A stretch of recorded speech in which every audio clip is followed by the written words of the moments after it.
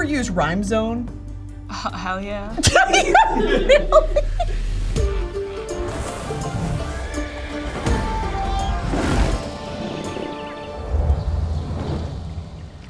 Welcome to Royal Court, the show where pop culture royalty compete for a spot on my trusted council. I am your host and queen, Lady Brittany of House Broski, and today I'm joined by a very special guest, the scintillating songstress of the realm. Please welcome Lady Laufey. Yes! In the crown. In the crown. How was the dragon ride in? Oh, it was refreshing. Thanks for coming, lady. Thank you for having me. So I'm honestly such a fan. I'm trying to hold it in. No. I'm a fan. I'm trying to hold it in. Okay, I'm like look it kind up, of bud. nervous. I'm like sweating. That's just the AC The cape broken. is high. So. Oh. Yeah, and the cape. Well, the cape's, yeah. Okay, well, my dear lady, are you ready for the trial set before you today? I am ready. Without further ado, let the trials begin. Thoughts on those lights? I love it. Very dramatic. Okay, good. Let me know if it's too much. It's not too much. Laufey, what would you like to say to the people out there that say you don't cuss? Oh, I fucking do. I'm quite the potty mouth. It's the dichotomy of women. I'm telling you, the shades of a woman. You got your ears pierced as an adult? Yes or no? Yes. What's your next long-time fear you'd like to conquer? Yeah, like roller coasters that go upside down. That's a big one. That one, and then I guess on a deeper level, like rejection. Do you ever use Rhyme Zone? Hell yeah. What's the craziest rhyme, the most impossible rhyme that you've had to consult Rhyme Zone for? I was trying to rhyme Australia this week. I rhymed it with Made Mia. Listen, the song doesn't make sense in its current form, but maybe one day it will when I figure out what Australia made Mia. And you know what? When a Grammy winner puts her mind to it, she'll do it. Amen. Yeah. You wrote a country song when you were 16. Yes. Was the country Iceland? No. No?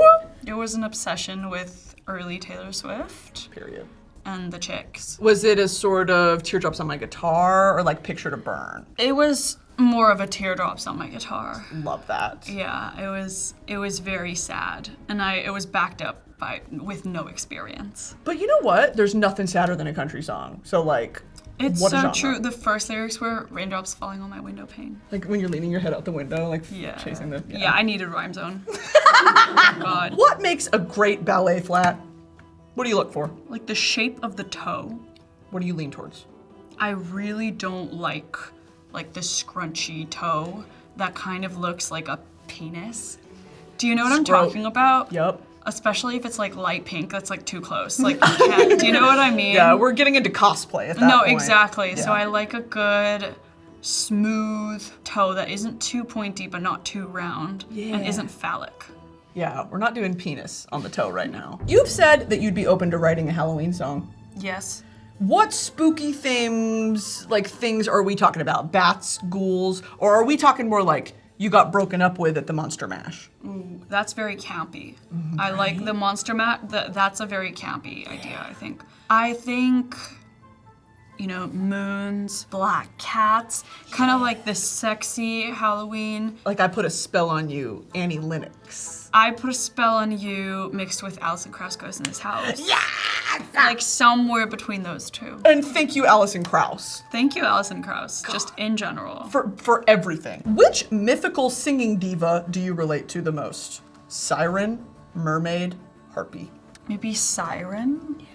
Just because in general, I grew up feeling really loud and annoying, and I feel like... Me too, girl. And that is why we have our jobs. Look at us now. Yeah, look at us now. Exactly. Yeah, so probably Siren. I'd be more like Centaur, I think. Just in the woods being loud and shirtless. Hot. Yeah, and sexy. That's very sexy. You had a photography Tumblr? Yeah. Listen, I lived in Iceland. And period. I had a Rebel T4I in a dream. Do you remember the username? Can you share it with us? I don't remember the username. But I do remember I had a Hunger Games fan account called Hunger Games Freak. So period. But the E was a 3 for Threek. for District 3? Oh, no. No, I was hardcore Katniss. I was like true. District 12, yeah. Were you PETA or Gale? It's tough. PETA, I kind of was. I like that classic love story. Like, Yeah. the star-crossed lover thing got me. Yeah, hello. Hello. For lover girls like us, it's Yeah, over. I'm like, camouflage yourself for me, please. You used to hashtag your TikToks hashtag theater kid. Used to? Do you identify as a current theater I kid? literally just posted a TikTok of me lip syncing to Hamilton, so it is so self-explanatory. Do you love Book of Mormon? I do. Yeah. I feel so bad. When I was on tour in Utah, I like couldn't stop singing it. And I don't even know if they find it offensive or not. No, they love it. They love They're it. so kind. I love playing. Turn And it so, off. Like, I like love playing. What? 2x2? Yeah. Got me on my feet. It's so good. Yeah. Were you ever a part of a backstage massage train theater kid situation, or were you not really doing all that? Yo. What is that? No, I never had time to like be in actual theater productions because I was like actually like a very intense orchestra kid. So true. So, but I like just listened and I would like sing very loudly at home, but I never got to participate because I kind of had to like choose. Sure. Would you ever do it in the future? I totally would. I like want to write a musical so badly. We'll talk about that later. Okay. Yeah, you're a theater kid. Yeah, and it shows. Yeah. Look what we're doing. When it pays off. Yeah, I was a little too excited to put this on, you know. I love it. It's fun. I love it. Y'all mind if Do you we know have- how bland entertainment would be if theater kids didn't run it? It would Thank be you for so saying that. boring. I agree. Do you like making young girls weep with your songs? Well, when you put it like that. I don't. Of course, because I never want to see anyone cry. Of course. I'm like too emotional for that. But if I manage to touch young women in any way and they're crying because they relate to an experience I've had, I think that's a very beautiful thing. I agree. And the reason I make music is to kind of heal my younger self. Like everything I do and everything I write is to kind of like be the person that I wanted to have when I was younger. It's so beautiful too, like in that sentiment of you think that you're having a unique experience. You're not. Like there's so much community to be found with women. Yeah, exactly. And like I was writing recently kind of like a song about, you know, about self-reflection and kind of not feeling good enough and whatever. And I wasn't really, for the first time, I wasn't really thinking about like necessarily sending like a super positive message. Of course, okay. Sure. Let me finish. Of course, I want to send a positive message, but I was just thinking about how there's so much comfort in there's so much consolation in just feeling seen and knowing that other people feel the same way as you do. Yeah. And sometimes that's like comfort enough. You're doing the Lord's work. If you had to choose an adjective to be your Snow White and the Seven Dwarfs name, what would you choose? I think mine would be bloated. Bloated or gassy totally would work for me too. Yeah, you Yeah, I gassy won't queen? steal your thing though. Sound like insecure? No. Oh my god. Scared. Maybe curious. Ooh, Yeah. that's a good one. With that, you've passed. Well, Lady Laufey, after such a brutal interrogation, are you quite hungry? Of course, I'm always hungry. I think we should have a snack. Squires!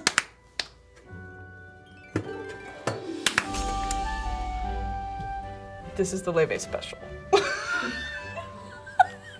Walk me Obsessed. through what's going on right here. Okay, I'm seeing bread with jam. Toast with jam. And butter. rather. And butter. Are these your favorites? Did we nail it? Oh, 100%. This is what I eat pretty much every day. I do have like other things in between, but like this is the first thing I eat and the last thing I eat, you know? This is like the Laufey war rations. Yeah. I kind of need to lock Am I into allowed this. to eat it? Yeah, please. There's getting nothing in. better than a piece of toast. I don't know. With butter? Damn. Is this strawberry jam? Yeah. Fuck yeah. Nailed it. Okay. The real reason I brought you here today, we're about to book club. We're about to book club. About to book club. Okay. Can I just say, Yeah. the Laufey Book Club is the cutest, most wholesome idea I've ever heard of for like fan interaction. Like it's something that really is, there's not really a barrier to entry. I think it's so cute. Like, kudos. So, thank you. How has that been? And I want to know, do you pick the books of the month? Yes, it's been really fun. I started it like 2 years ago now, almost. And I was just starting to read a lot after I grew up reading a lot, but I was reading like YA. Me too, yeah. I gathered. And thank you. And I love it, because I'm right there with you.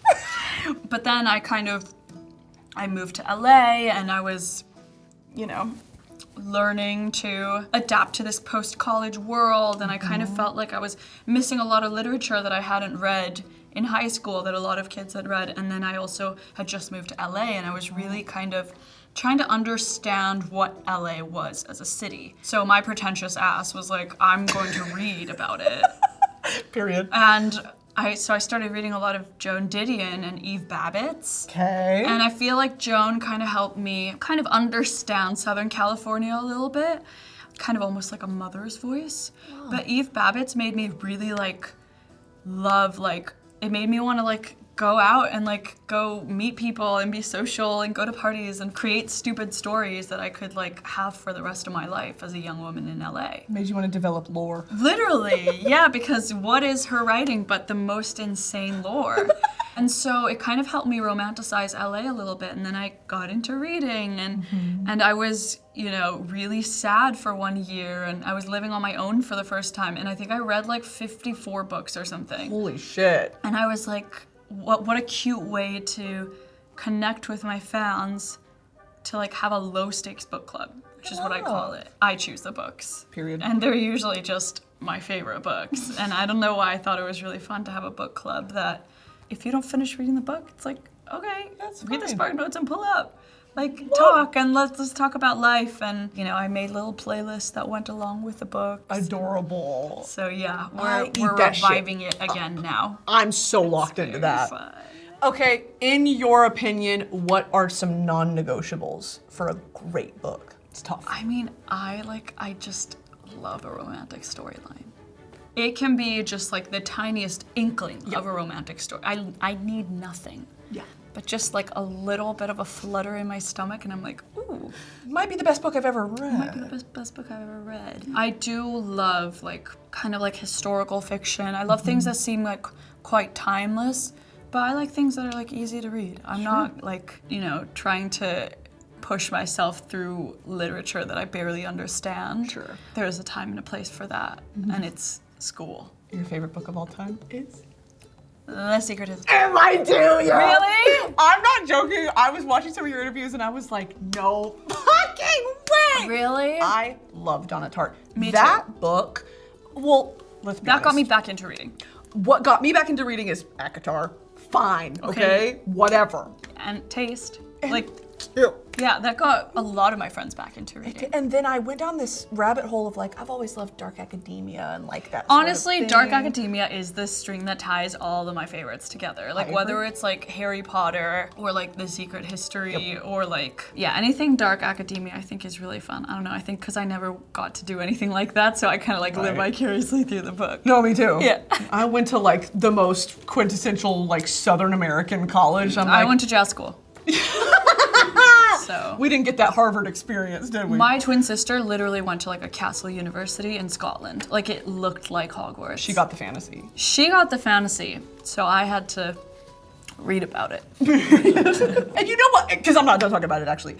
Richard being such an unreliable narrator is what makes the book the book. I know. You can't trust what he's recounting to you. Good, I'm so sad there's no movie. But also, a bad movie would be worse than no movie, so. I would agree. But the soundtrack would go crazy. Yeah, I would do it. Yeah, hello! That's why I would Donna, go crazy. if you're listening. Donna, and I know you're watching. I know you're watching, Donna. I want to know, to completely pivot, what is some of your guilty pleasure content? What are you watching on TikTok, YouTube? Is there anything that you're I'm addicted? Oh my God, I recently got into extravagant children's birthday parties.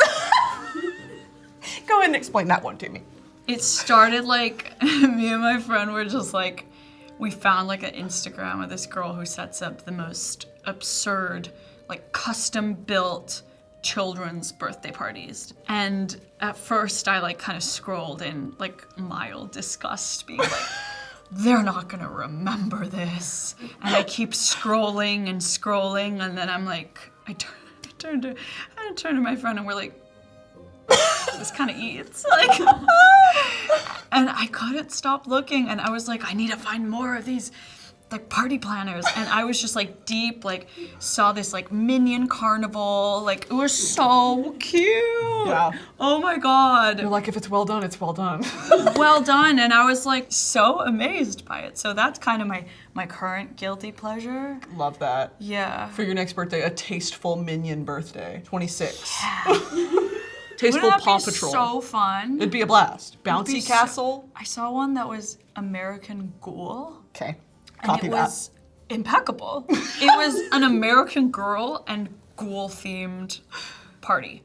So it was like all black goth American Girl dolls. Run it up. I was like, this is truly unique. Like thought went into this. Like, I love it. It's art.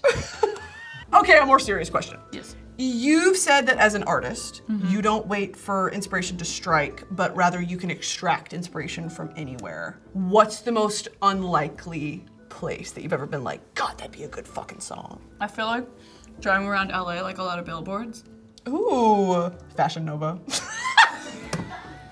BBL baddies. The old people get STDs one. Yeah, they get checked out. Yeah, I pulled over. I was like, love is forever. Fire is forever. Love is pain. Love is pain. Yes, exactly. Okay. And with that, you've passed. Okay, Lady Laufey. Here's the deal. I don't think you brought your family crest with you today, did you? No, I didn't. Okay, that's okay. We'll have you make one here today. So in front of you is a shield with 4 quadrants on it, and I have some heartfelt questions for you. Okay. One of your favorite songs you've written Yes. is Letter to My 13-Year-Old Self. Yes. On the flip side of that coin, if 13-year-old you could see you now, what do you think she would say to you? I think she'd be like, holy shit. I agree. I think she'd be like, what? The photography Tumblr works. Yeah. No, it's so funny. A girl from my old elementary school in Iceland DM'd me. She had seen my graduation book in the library, like my yearbook, and it said, where would you like to be in 15 years? And I said, graduated from college, living in America, and with having won a Grammy. That's nuts. It was so emotional. Literally, she sent me yesterday. And I was like, whoa, I didn't even remember writing that. Like, and that I remember not thinking I could be a singer, so I must have been so delulu for writing that. I sent back to her, I was like, hey, remember to put something crazy in your yearbook, because you might manifest it. No, you manifested too close to the sun. Yeah. You manifested a Grammy. I know. That's crazy. It is nuts. I kind of don't buy it most days, actually. Your song, Goddess, Yes. is about the disparity between how you feel on and off stage. Yes. I want to know, in your daily life, in your real life, when you're not dolled up in drag for the stage, when and what makes you feel the most glamorous? Putting on a pair of heels. Period. Yeah, I think a pair of like heels that are really tall. All of a sudden I'm taller than I've ever been, and I just like kind of strut down the street. Oh, Then I feel really glamorous. Yeah. Yeah. Until you snap that ankle. Oh no! The couple moments before the snap. Exactly. Really glam. I think mine is because I'm from the South. I think it's probably when I tease my hair up real big, and it's hairspray. The higher the hair, the closer to God. And thank you for saying it. Yeah. You have made a very deliberate effort, and a successful one, to introduce a younger audience to music that maybe they wouldn't naturally gravitate towards. What do you think it is about either you or the body of work that you've created that's so magnetic? It's very kind. Of course, I don't know it's if true. I'd be able to say that about myself, but for me, it's just like, it's all about the delivery, right? I'm by no means anything other than a 20-something-year-old girl, just like any other, young musician. I don't really think I'm super smart or know much more about music than anyone else. Like, I definitely studied it growing up, but I don't think, like, sometimes music can just be enjoyed. And I think for a lot of the styles of music that I've, been a part of growing up, I think a lot of young people feel like they need to have studied it to kind of like understand it or listen to it even. And I'm like, you can go walk to a symphony concert and go sit there and you don't need to know everything about the composer or the music. Like, you can sit there and enjoy. Yeah, I kind of just want to use my platform to encourage people to do that. Also teach them about it. Like, nobody tells you when you're meant to clap at an orchestra concert. It's so weird. You're not meant to clap until the end of the whole piece. Like, so it may stop in between, but you're not meant to clap, for example. How would you know that? Yeah, and how do you know how to get tickets and like how to dress? Like so many question marks, and I think those things, like, I just like want to kind of debunk them. That's why I'm like so excited to always play with orchestras and have like my younger audience come in and watch. So it's like they see that it's theirs too. Oh, I love. You wrote your first song when you were 16, and you put it out, and you got so scared that you immediately took it down. Relatable. Yes. You released the next one when you were 20, is that right? I think so, yeah, 20. What has putting your art out into the world taught you about yourself? From that beginning of like, oh fuck, to now like unabashed. I and everybody, like all humans have the ability to grow, but you need to start somewhere. Speak on it. I'm around so many artists who are so scared of putting out that first piece of work. Whether that's the first vlog, the first TikTok, the first EP, the first single. Like, everyone's so scared of putting out the first because it's your debut, of course. Yeah. But the thing is, like, that's where your work starts. It's not where it ends. So, like, you need to get that shitty EP out.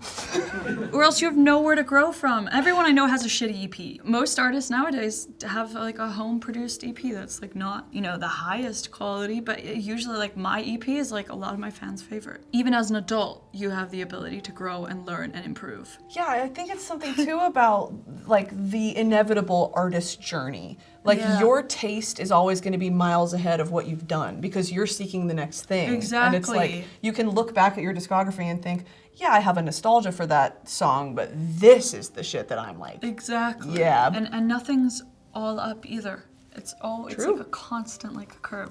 Like all good and balanced things. It goes up and down and up and down and up and down. Beautifully said. Lady Laufey, present us your shield. So don't freak out.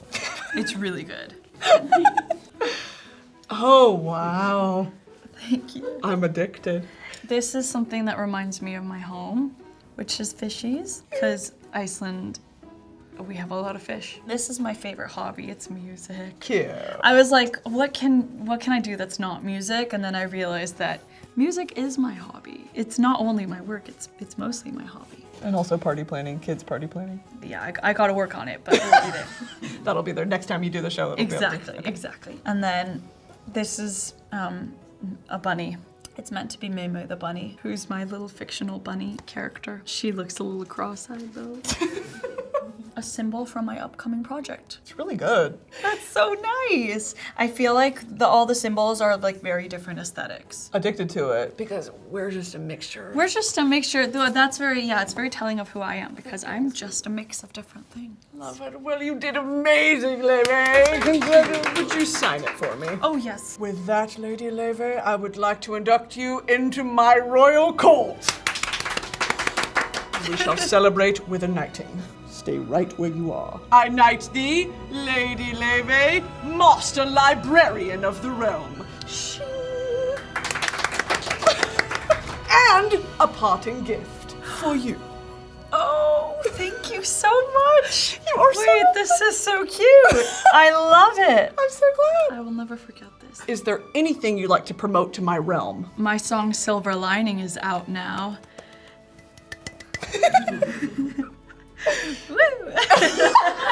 And where can we find you? Well, you can find me on all, on all streaming services and DSPs and social medias and realms. She's there. Lady Laufey, thank you. Goodbye. Gods, take her away. Oh.